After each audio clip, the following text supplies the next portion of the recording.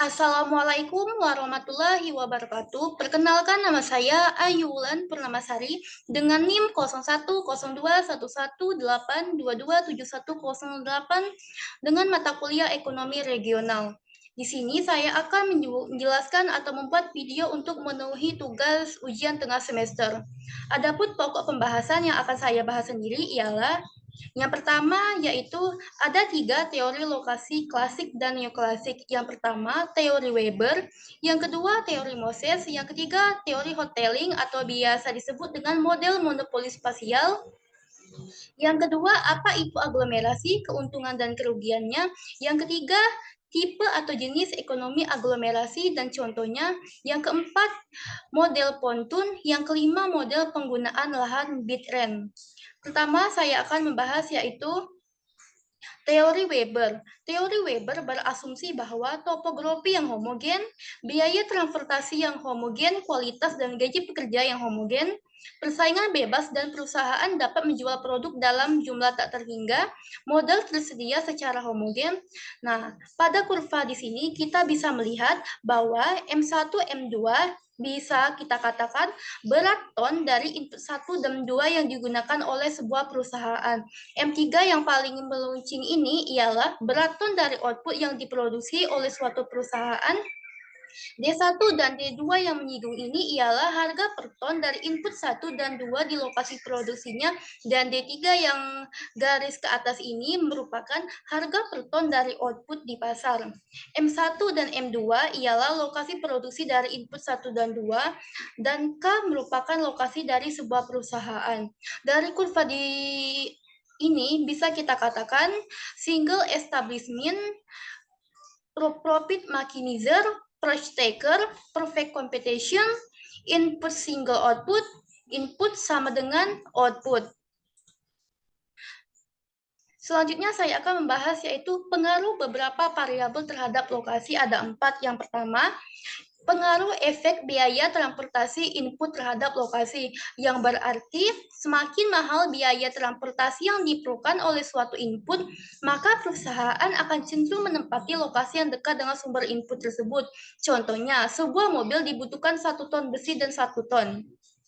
Kita bisa melihat dari kurva di samping, ini ialah bisa dikatakan tersebut bisa kita asumsikan ialah produksi satu mobil membutuhkan input baja, input 1 dan plastik input 2. Produksi satu mobil tersebut ialah berat ton membutuhkan 1 ton baja dan 1 ton plastik. Biaya transportasi tersebut diukur berdasarkan berat dimensi barang serta jarak tempuh. Pada kasus ini plastik lebih bulky daripada steel. Sehingga M1 lebih murah dibandingkan M2, sehingga perusahaan berada di titik A atau yang ada di lingkaran merah tersebut. Asumsi lainnya ialah produksi satu mobil berat 2 ton membutuhkan 1,5 ton baja dan 0,5 ton plastik. Baja yang dibutuhkan lebih banyak, posisi perusahaan di titik B yang berwarna oranye tersebut. Selanjutnya yaitu pengaruh yang kedua yaitu efek biaya transportasi output terhadap lokasi. Ialah biaya output mempengaruhi penempatan perusahaan relatif terhadap kedua sumber input dan pasar, yang berasumsi bahwa weight lossing industry atau disingkat dengan pemurnian emas dan timah pertanian, white candidating industri kimia berat atau kendaraan, yang food loss atau bebas di mana saja, ialah industri minuman ringan memerlukan air dalam jumlah besar, namun output yang dihasilkan juga memiliki berat yang sama. Pada kurva tersebut, kita bisa mengilustrasikan ada 2 perusahaan, yaitu perusahaan D dan E yang ada di titik warna merah dan warna kuning tersebut, yang keduanya memproduksi mobil. Nah, kedua perusahaan tersebut menggunakan input yang sama antara kombinasi input M1 dan M2 juga sama dengan fungsi produksi yang sama. Nah, kedua perusahaan tersebut membayar biaya angkut sebanyak T1 dan T2 yang sama, maka lokasi kedua perusahaan tersebut akan identik. Tapi, jika kedua perusahaan memiliki perbedaan pada efisiensi teknis, di mana perusahaan D berwarna titik merah ini dalam proses produksi akan menghasilkan waste sebesar 70%. dari input yang digunakan. Nah, sedangkan perusahaan E yang berada di titik kuning ini ialah membuang 40% dari input yang digunakan. Maka bisa kita simpulkan dari kurva ini ialah berat mobil dari perusahaan E akan lebih berat dari mobil perusahaan D. Biaya angkut mobil E lebih kecil dari mobil perusahaan E. Dengan berlokasikan lokasi perusahaan E akan mendekati pasar M3, yaitu yang muncul melonjong ke atas ini. Yang selanjutnya saya akan membahas yaitu pengaruh yang ketiga, yaitu efek perubahan biaya faktor lain terhadap lokasi. Merupakan faktor lain selain biaya transportasi yang bisa menggeser lokasi optimum dari suatu perusahaan adalah harga tanah dan biaya tenaga kerja. Pergeseran lokasi optimum tersebut dapat digambarkan dengan garis-garis Isudapan, yaitu garis yang menghubungkan lokasi dengan biaya transportasi. Kita bisa lihat dari kurva tersebut ialah perubahan biaya faktor lain terhadap lokasi berada di garis-garis izodapan pada M1 dan M2 tersebut, merupakan garis yang menunjukkan faktor lain terhadap lokasi. Selanjutnya saya akan membahas yaitu pengaruh yang keempat, yaitu efek munculnya sumber input dan pangsa pasar yang baru. Ialah perusahaan berpindah karena adanya penghematan tenaga kerja dapat mengkompensasi kenaikan biaya transport, sehingga terbentuk segitiga Weber yang baru dan memunculkan pasar yang baru. Faktanya, jarang perusahaan berganti-ganti lokasi jika menemukan input yang murah karena biaya perpindahan sangat mahal.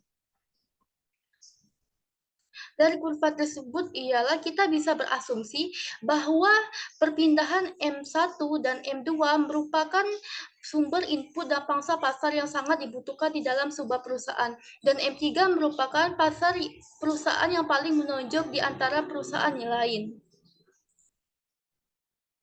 Selanjutnya saya akan membahas yaitu teori yang kedua, yaitu teori Moses.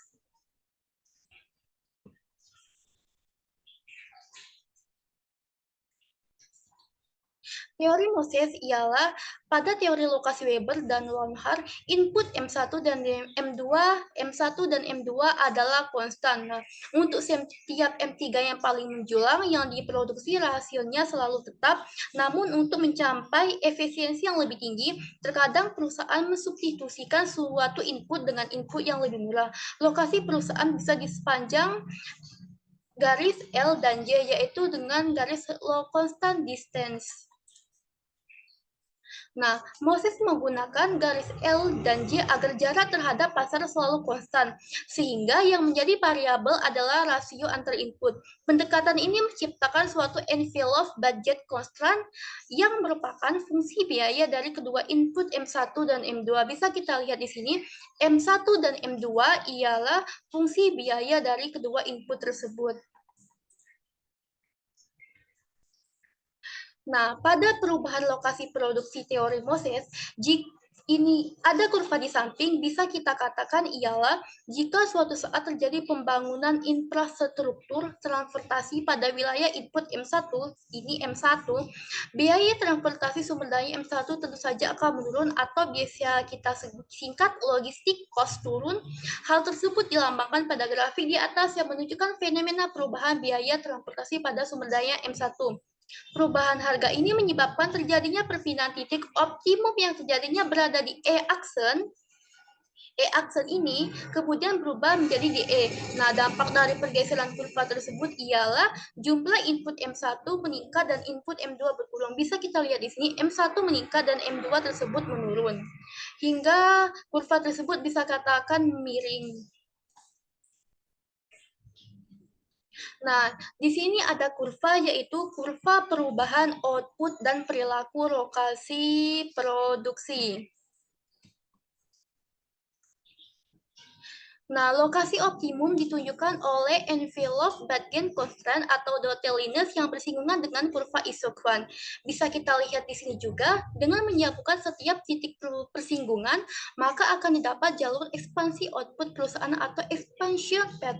Nah, pada kurva tersebut ini, garis A dan garis B merupakan Output perusahaan naik, penggunaan input naik, serta penggunaan kombinasi input optimal berubah secara relatif lebih banyak pada penggunaan input 2. Nah, rasio M1 dan M2 ini merupakan lokasi optimum perusahaan mendekati M2.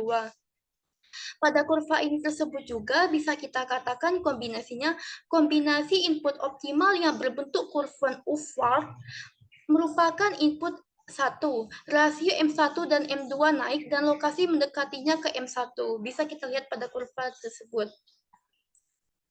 Yang selanjutnya, kurva perubahan output perilaku lokasi produksi. Nah, pada kurva tersebut ini juga kita bisa katakan pada expansion path yang berbentuk straight line FGH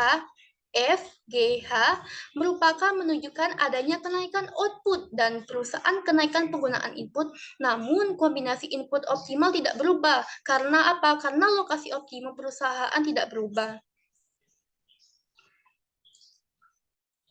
Yang selanjutnya yaitu teori Hehotelling. Teori ini ialah monopoli spasial ruang dapat memberikan kekuatan monopoli pada perusahaan. Semakin rendah biaya transportasi dan produksi, semakin luas area monopoli. Penempatan lokasi yang tepat dapat memberikan kemampuan monopoli bagi perusahaan tertentu. Penempatan lokasi yang tidak tepat dapat membuat perusahaan kehilangan keuntungan. Nah, di gambar kurva ini tersebut juga ada dua perusahaan, yaitu perusahaan A dan B yang berlokasi di titik A dan B. Nah, total market ini ialah 0 merupakan total market. Efisiensi dari produksi kurva ini ialah A lebih dari B merupakan biaya transport TA sama dengan TB. Market area A lebih dari B karena lebih rendah biaya produksi, maka market area A merupakan OS dan market area B merupakan L.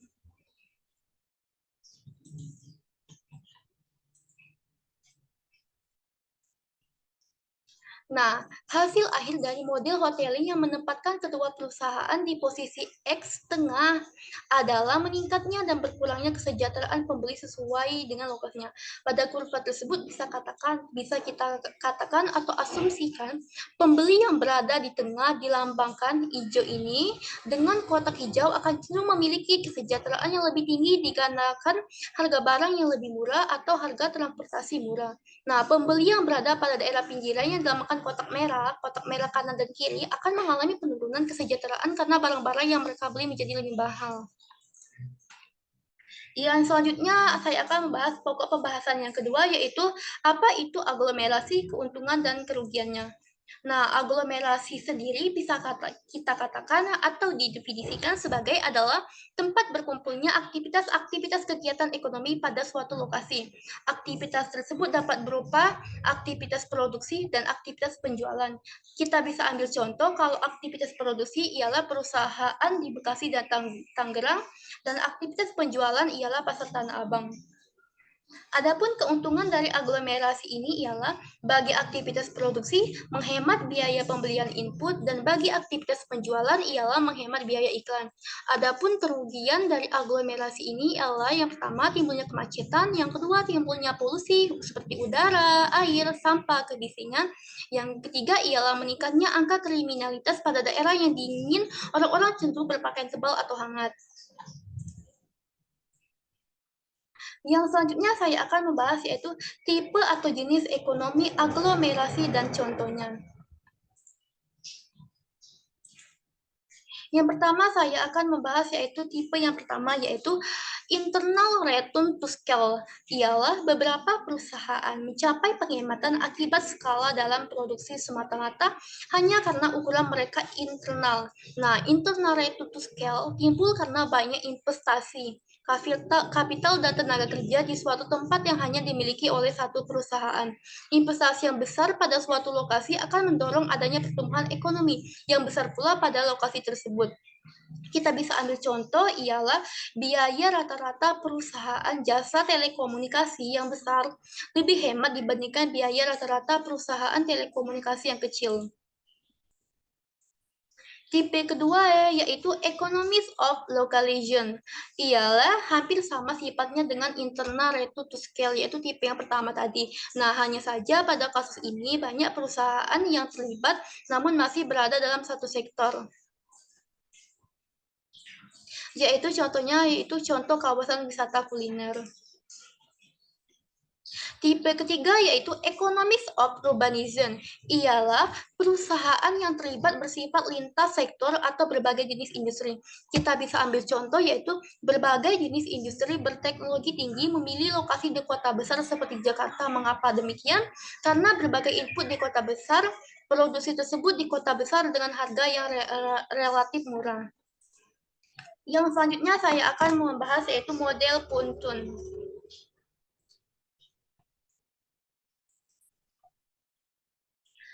Model Puntun berasumsi bahwa terdapat satu pusat kota yang berlokasi di titik M atau market point. Semua komoditas diperdagangkan di pusat kota ini. Yang kedua, seluruh lahan dimiliki oleh tuan tanah. Tuan tanah akan menyewakan tanah kepada penyewa yang membayar sewa paling tinggi. Yang ketiga, semua petani memproduksi produk pertanian yang sejenis dengan teknologi produksi yang sama dan perbandingan yang tetap antara input lahan dengan input non-lahan. Perbandingan tetap menunjukkan tidak adanya saling substitusi antara input lahan dengan input non-lahan. Yang keempat, kesuburan lahan dianggap merata di semua lokasi. Yang kelima, terdapat kebebasan untuk keluar masuk pasar pertanian sehingga laba yang diperoleh adalah laba normal atau laba nol. Pada kurva ini kita bisa melihat ini merupakan contoh asumsi model Puntun yang berasumsi bahwa harga gandum pada kurva ini yaitu 100 US dollar per ton ini penerimaan petani sama dengan 1 US dollar per ton, biaya produksi untuk input non-lahan sama dengan US dollar 50 dan biaya transfer lahan ke pasar 1 dolar km. Dari contoh tersebut bisa kita asumsikan atau kita selesaikan ialah dengan rumusnya itu nilai penerimaan dikurang biaya produksi non-lahan dikurang biaya transportasi atau asumsi PPS keuntungan normal per laba sama dengan 0. Kasus 1 bisa kita lihat lokasi tepat di M. Nah, biaya transportasi sama dengan 0. Nah, nilai maksimum untuk membayar sewa lawan sama dengan 1 US dollar 50 buka kurung 100 US dollar dikurang 50 US dollar dikurang US dollar kosong sama dengan US dollar 50. Kasus 2 yaitu lokasi 20 km dari M sama dengan biaya transportasi US dollar 20, nilai maksimum untuk membayar sewa lahan sama dengan US dollar 30. Untuk kasus 3 ialah lokasi 50 km dari M, biaya transportasi sama dengan US dollar 50, nilai maksimum untuk membayar sewa lahan sama dengan 0. Nah, jadi bisa dikatakan jangkauan untuk wilayah perkotaan sama dengan 50 km. Ada beberapa faktor yang dapat menyebabkan perubahan batas pasar. Yang pertama, harga output. Kita bisa lihat dari contoh ini ialah asumsi harga gandum sama dengan US dollar 150 per ton, penerimaan petani sama dengan US dollar 100, biaya produksi untuk input non-lahan sama dengan US dollar 50, biaya transportasi lahan ke pasar sama dengan US dollar ton per km.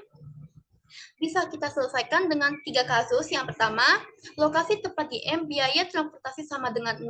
Nah, nilai maksimum untuk membayar sewa lahan sama dengan US dollar 100. Untuk kasus 2 atau cara kedua yaitu lokasi 20 km dari M, biaya transportasi sama dengan US dollar 20. Nah, nilai maksimum untuk membayar sewa lahan sama dengan US dollar 80. Untuk cara yang ketiga atau kasus 3 yaitu lokasi 50 km. Lokasi 50 km dari M tersebut biaya transportasinya sama dengan US dollar 50. Nilai maksimum untuk membayar sewa lahan sama dengan US dollar 50. Jadi bisa kita simpulkan kenaikan harga output menggeser kurva land rent sejajar atas dan meningkatkan batas pasar. Faktor yang kedua yaitu perubahan biaya produksi. Kita bisa contohkan di sini ialah asumsi harga gandum sama dengan US dollar 100 per ton, penerimaan petani sama dengan 100 US dollar, biaya produksi untuk input lahan US dollar 50, biaya transportasi lahan ke pasar 0,5 km US dollar. Cara atau penyelesaiannya ada 4. Yang pertama, lokasi tepat di M, biaya transportasi sama dengan 0, nilai maksimum untuk membayar sewa lahan sama dengan US dollar 50. Untuk kas 2 yaitu lokasi 20 km dari M atau biaya transportasi sama dengan US dollar 10, nilai maksimum untuk membayar sewa lahan sama dengan US dollar 40. Untuk cara yang ketiga atau kasus 3 ialah lokasi 60 km dari M, biaya transportasinya sama dengan US dollar 30. Nilai maksimum untuk membayar sewa lahan sama dengan US dollar 20. Untuk cara keempat atau kasus keempat yaitu lokasi 100 km dari M, biaya transportasi sama dengan US dollar 50. Nilai maksimum untuk membayar sewa lahan sama dengan 0. Jadi bisa kita simpulkan perubahan biaya transportasi menggeser kurva renderan secara tidak sejajar.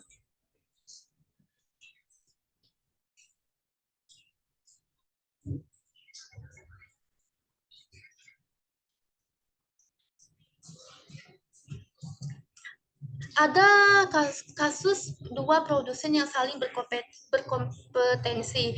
Yang pertama yaitu perubahan biaya produksi. Berasumsi bahwa terdapat dua produsen, petani gandum dan petani barley.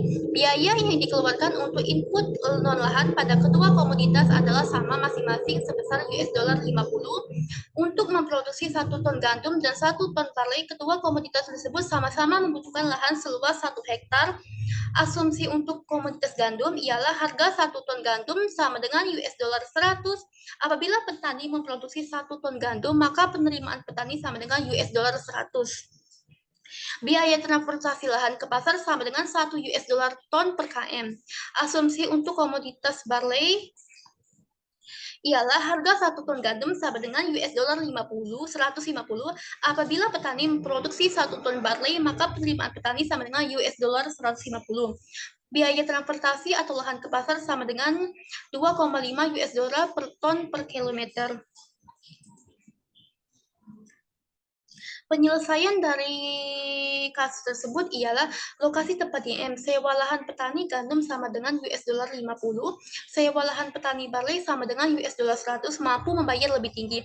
Dengan biaya transportasi masing-masing, maka sewa lahan petani gandum sama dengan 0 pada radius 50 km, sewa lahan petani barley sama dengan 0 pada radius 40 km, M dikurang 25 km ditanami barley, 25 dikurang 50 km ditanami gandum. Jadi kegiatan yang membutuhkan lahan dalam jumlah yang relatif luas dan nilai jualnya rendah akan cenderung terletak jauh dari pusat kota, begitu juga sebaliknya.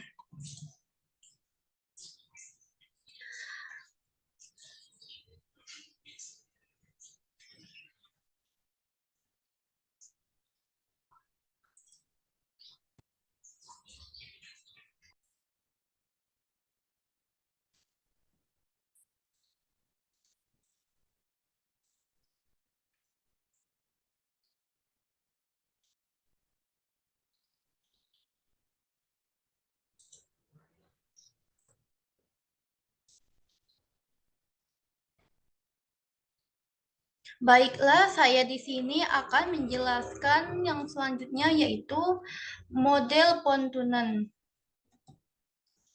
Adapun asumsi dari model Pontunen yang pertama ialah terdapat satu pusat kota yang berlokasi di titik M. Titik M tersebut ialah market point, dan semua komoditas pertanian diperdagangkan di pusat kota ini. Asumsi yang kedua ialah seluruh lahan dimiliki oleh tuan tanah. Tuan tanah tersebut akan menyewakan tanah kepada penyewa yang membayar sewa paling tinggi. Asumsi yang ketiga ialah semua petani memproduksi produk pertanian yang sejenis dengan teknologi produksi yang sama dan perbandingan yang tetap antara input lahan dengan input non-lahan. Perbandingan yang tetap menunjukkan tidak adanya saling substitusi antara input lahan dengan input non-lahan. Asumsi yang keempat ialah kesuburan lahan dianggap merata di semua lokasi. Dan asumsi yang kelima ialah terdapat kebebasan untuk keluar masuk pasar pertanian sehingga laba yang diperoleh adalah laba normal atau laba nol. Adapun contoh asumsi model Pontunen ialah sebagai berikut. Bisa kita lihat bahwa kurva di samping ini merupakan contoh asumsi model Pontoon, yang dimana kita bisa asumsikan bahwa asumsi tersebut ialah harga gandum sama dengan 100 US dollar per ton penerimaan. Bisa kita lihat di sini 100 US dollar di sini merupakan harga gandum pertanian, dan petani sama dengan dan penerimaan petani sama dengan US dollar 100, penerimaan pertanian di sini juga, dan biaya produksi untuk input non lahan sama dengan US dollar 50. Ini garis yang di bawah ini merupakan garis biaya produksi untuk input non lahan sama dengan US dollar 50, dan biaya transportasi lahan ke pasar sama dengan 1 US dollar per km. Dari kurva di tadi bisa kita selesaikan dengan beberapa cara penyelesaian dengan cara 3 kasus. Yang pertama, harga tanah tersebut rumusnya ialah nilai penerimaan dikurang biaya produksi non lahan dikurang biaya transportasi atau sama dengan asumsi PPS keuntungan normal dibagi laba sama dengan 0.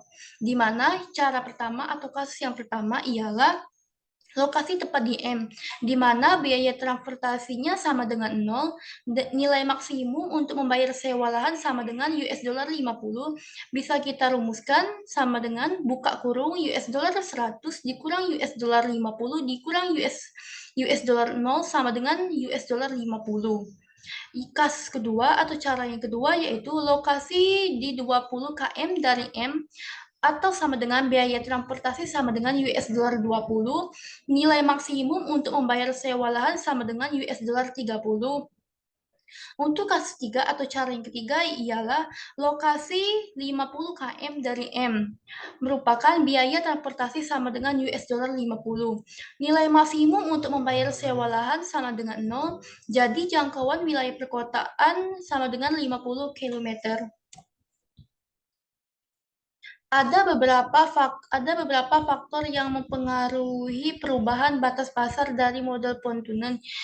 Yang pertama yaitu faktor harga output. Bisa kita lihat di sini juga bahwa kurva ini merupakan faktor model pentunan dari harga output, yang dimana sama saja dengan rumus yang bisa kita lihat tadi. Hanya saja kita di sini akan membahas beberapa faktor dari asumsi harga output tersebut. Dari kurva ini kita bisa lihat asumsinya ialah harga gandum naik sama dengan 150 US dollar per ton.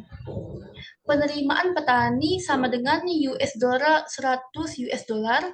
Biaya produksi untuk input non lahan sama dengan US dollar 50. Bisa kita lihat di sini US dollar 150 naik dari 100 US dollar ke 150. Penaikannya 50 dengan cost on ticket non land inputs. Dengan biaya produksi input lahannya sama dengan US dollar 50 dan biaya transportasinya sama dengan 1 US dollar ton per kilometer. Ada 3 cara untuk menyelesaikan permasalahan ini. Yang pertama, cara pertama atau kasus yang pertama ialah lokasi tepat di M, di mana biaya transportasinya sama dengan 0, nilai maksimum untuk membayar sewa lahan sama dengan 100 US dollar. Di sini, untuk lokasi 20 km dari M, biaya transportasi sama dengan US dollar 20, nilai maksimum untuk membayar sewa lahan sama dengan US dollar 80.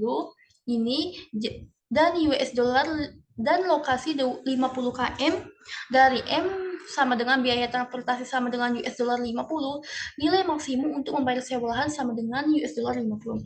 Di mana di sini ada kenaikan antara 50, 80 dan 100. 50 ke 80 ialah kenaikan 30, 80 ke 100 ialah kenaikan 20 km, dan 100 ke 50 merupakan kenaikan 50 km. Jadi bisa kita simpulkan dari faktor harga output ini ialah nilai maksimum untuk membayar sewa lahan sama dengan US dollar 50. Jadi kenaikan harga output menggeser kurva land rent sejajar ke atas dan meningkatkan batas pasar.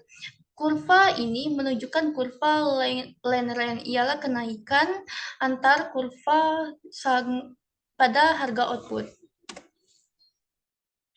Faktor yang kedua yaitu perubahan biaya produksi. Bisa kita lihat juga bahwa kurva di samping ialah merupakan faktor perubahan biaya produksi dan bisa kita asumsikan 100 ini merupakan harga gandum dan 100 ini merupakan harga gandum dan 100 km ini merupakan penerimaan petani dan 50 ini merupakan biaya produksi untuk non-lahan dan 0,5 ini merupakan biaya transportasi lahan ke pasar atau turun. Nah, ada 4 cara untuk menyelesaikan kasus perubahan biaya produksi ini. Yang cara pertama yaitu lokasi tepat IM, di mana biaya transportasi sama dengan 0, nah nilai maksimum untuk membayar sewa lahan sama dengan US dollar 50. Untuk cara yang kedua atau pas 2, lokasi 20 km dari M sama dengan biaya transportasi sama dengan US dollar 10, nilai maksimum untuk membayar sewa lahan sama dengan US dollar 40. Untuk kasus yang ketiga atau cara yang ketiga ialah lokasi 60 km dari M, biaya transportasi sama dengan US dollar 30, nilai maksimum untuk membayar sewa lahan sama dengan US dollar 20. Untuk kasus yang keempat atau cara yang keempat ialah lokasi 100 km dari M sama dengan biaya transportasi sama dengan US dollar 50. Nah, nilai maksimum untuk membayar sewa lahan sama dengan 0. Jadi bisa disimpulkan perubahan biaya transportasi mengisi kurva lereng secara tidak sejajar. Bisa kita lihat di sini bahwa cost on ticket non-land inputs mengalami penurunan, yaitu dari 100 US dollar ke dari 100 US dollar ke 50 US dollar.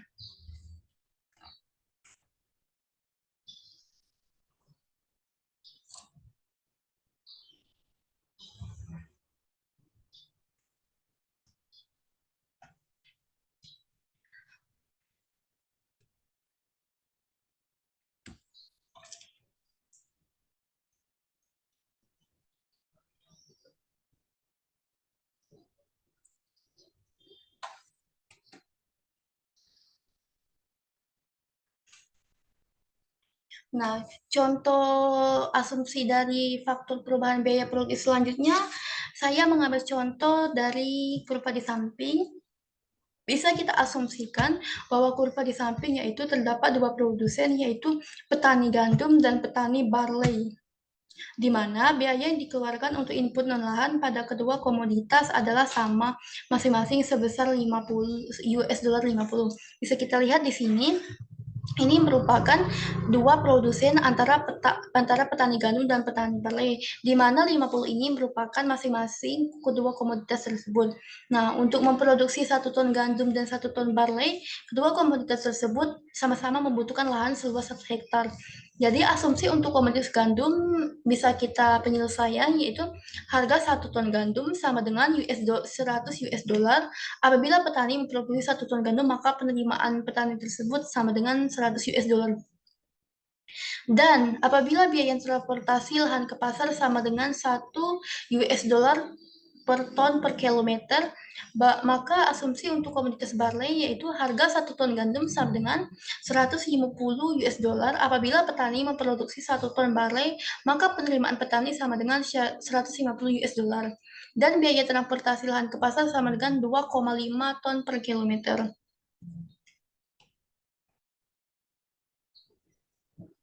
Jadi dari kurva perubahan biaya produksi itu bisa kita selesaikan atau dengan cara yang lebih spesifik dari yang tadi ialah lokasi tepat di M, di mana sewa lahan petani sama dengan US dollar 50, sewa lahan petani barley sama dengan 100 US dollar mampu membayar lebih tinggi. Jadi petani gandum dan petani barley lebih yang mampu membayar lebih tinggi ialah petani barley di mana perbedaannya 50. Nah, dengan biaya transportasi masing-masing, sewa lahan petani gandum 0 pada radius 50 km, sewa lahan petani barley sama dengan 0 pada radius 40 km, di mana M min 25 km ditanami barley dan 25 dikurang 50 km ditanami gandum. Jadi bisa kita simpulkan dari kasus tersebut masing-masing petani gandum dan petani barley jadi kegiatannya membutuhkan lahan dalam jumlah yang relatif luas dan nilai jualnya rendah akan cenderung terletak jauh dari pusat kota, begitupun juga sebaliknya. Ada beberapa kritik teori Pontunen. Yang pertama yaitu modal dan biaya transportasi yang berbeda-beda. Yang kedua, variasi topografi. Yang ketiga, kesuburan lahan yang berbeda-beda. Yang ketiga yaitu pergerakan harga pasar suatu komoditas. Nah, modal dan biaya transportasi ini ialah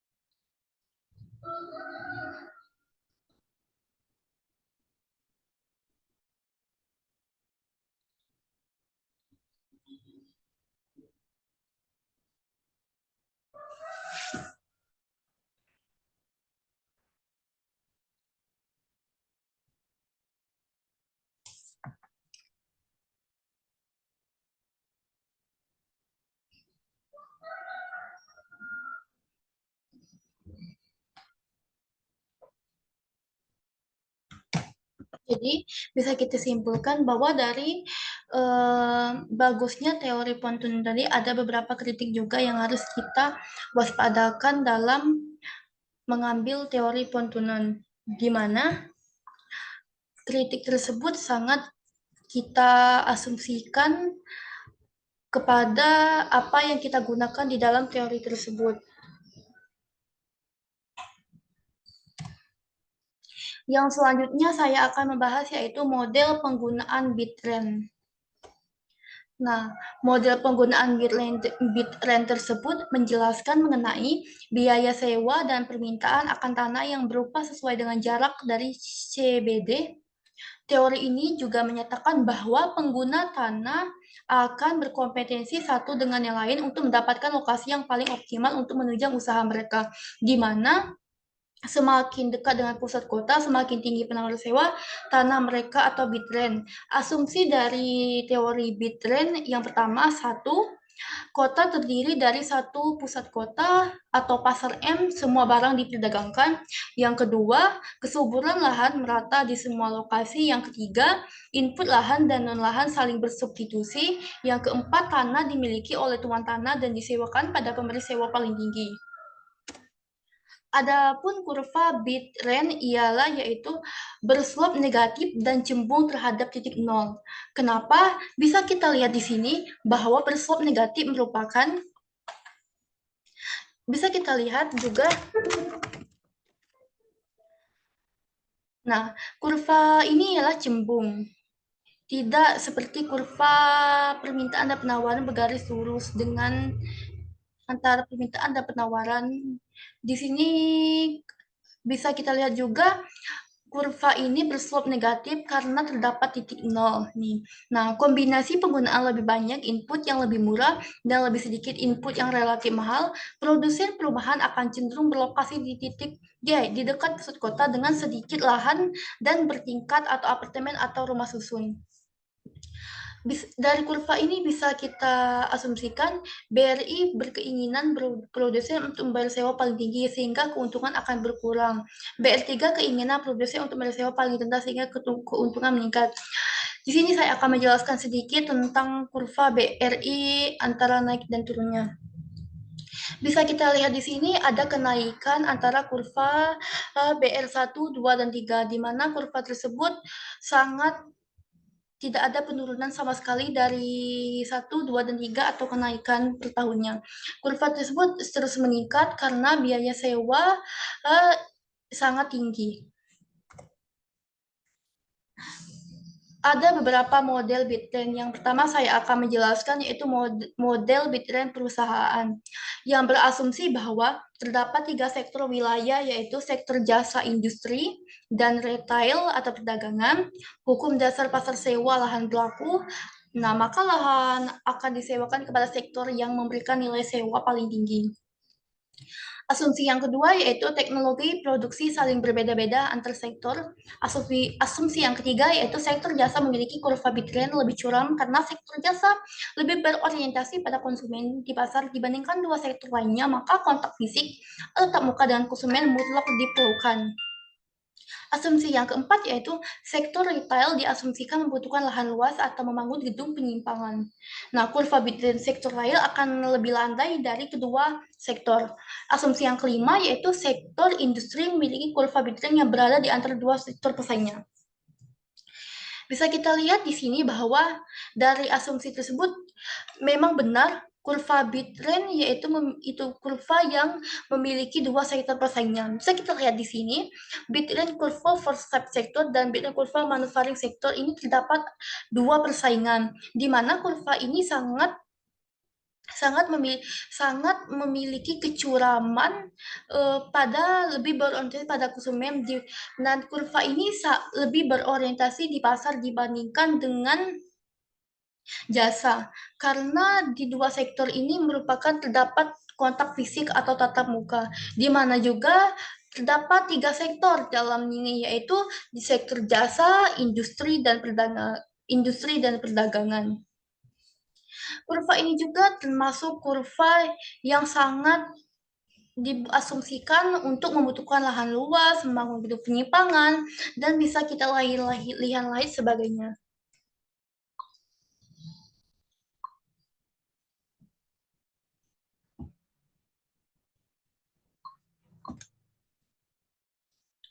Yang model yang kedua yaitu model Bitcoin perumahan yang berasumsi bahwa kualitas lahan menyebar merata di semua lokasi. Yang kedua, supply lahan terbatas. Yang ketiga, lahan dimiliki oleh tuan tanah. Yang keempat, tuan tanah akan menyewakan lahan kepada rumah tangga yang memberikan sewa paling tinggi. Yang kelima, terdapat satu pusat kota di titik M, di mana sekaligus area CBD Central Business District.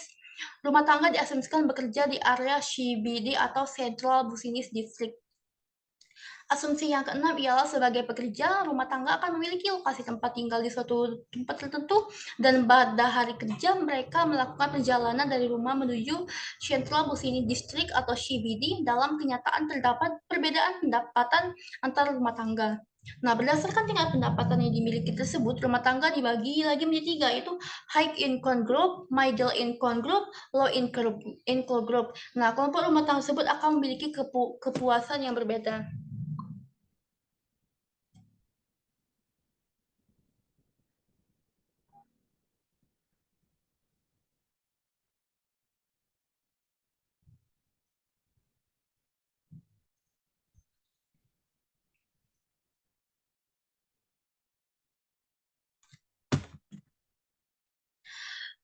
Ini saya mengambil contoh kurva dari model Bitcoin perumahan yang dimana bisa kita lihat di sini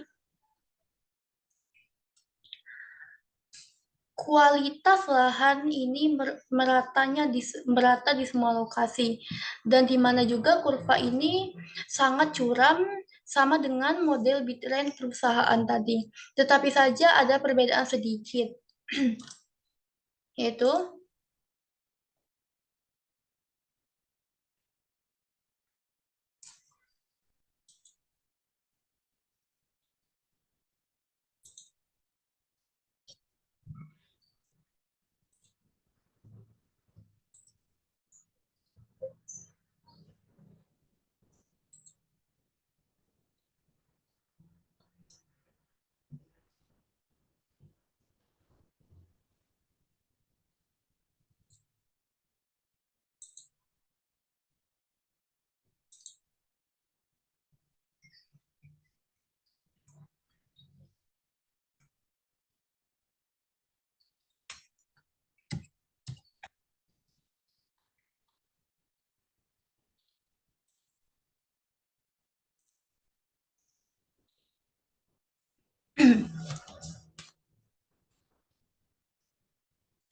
Saya akan menjelaskan dari kurva di samping ialah bahwa kurva tersebut mengasumsikan seluruh pengeluaran rumah tangga untuk tempat tinggal dapat dialokasikan untuk biaya transportasi atau sewa lahan.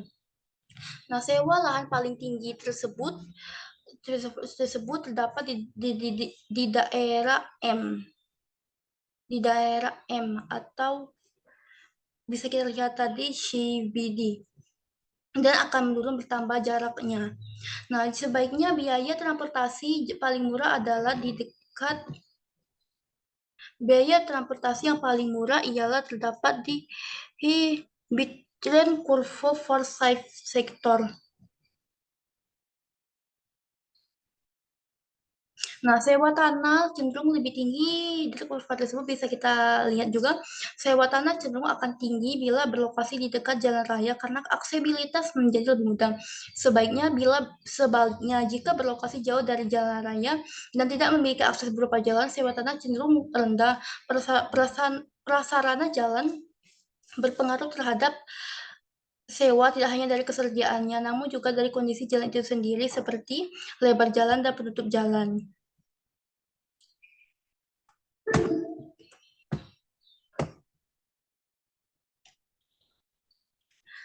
Selain faktor tadi ada juga yaitu faktor kemacetan, di mana faktor ini adalah pendapatan rendah cenderung dekat CBD karena menghemat biaya transportasi meskipun luas rumah atau apartemen.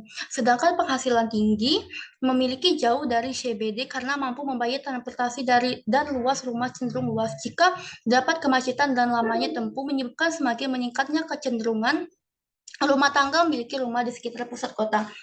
Persaingan tersebut tentunya dimenangkan oleh rumah tangga yang berpendapatan ini. Kurva di sini bisa kita lihat juga sebagai contoh, kelompok rumah tangga tinggi atau berpendapat tinggi akan mengkomposilahi di lokasi DH. DH bisa kita lihat di sini, DH di dekat M. Untuk berpendapatan menengah akan mengkompusi lahan di lokasi pada di akhiran DM, dan kelompok rumah tangga rendah akan mengkonsumsi lahan di lokasi pendapatan terakhir yaitu DL. Bisa kita lihat di sini tinggi, menengah, dan sedang. Yang selanjutnya yaitu faktor lingkungan, di mana umumnya daerah dengan CBD memiliki kualitas lingkungan yang lebih buruk dikarenakan intensitasnya aktivitas manusia dan kurangnya ruang terbuka hijau. Meskipun begitu, penduduk dengan pendapatan rendah tetap harus berada pada area sekitar pusat kota.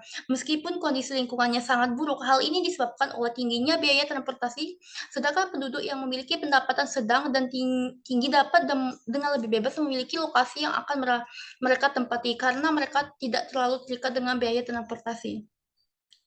Itu saya mengambil contoh di sini yaitu pada faktor lingkungan, di mana City Center merupakan kota dari yang lingkungannya baik. Nah, kualitas lingkungan lebih buruk ini bisa diakibatkan oleh aktivitas manusia. Aktivitas manusia tersebut adalah bisa misalkan berkurangnya polusi hijau, penanaman pohon, dan lain-lain sebagainya. Dan lingkungannya tersebut juga dapat menyebabkan pendapatan rendah.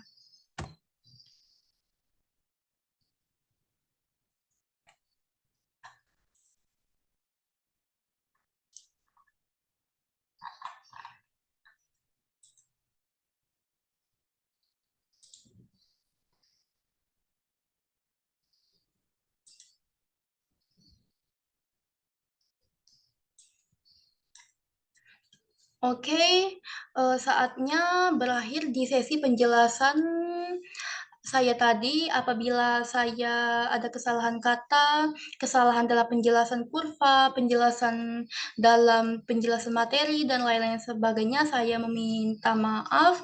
Dan video ini semoga ditonton dan semoga video ini juga bermanfaat bagi yang menonton. Saya ucapkan wassalamualaikum warahmatullahi wabarakatuh.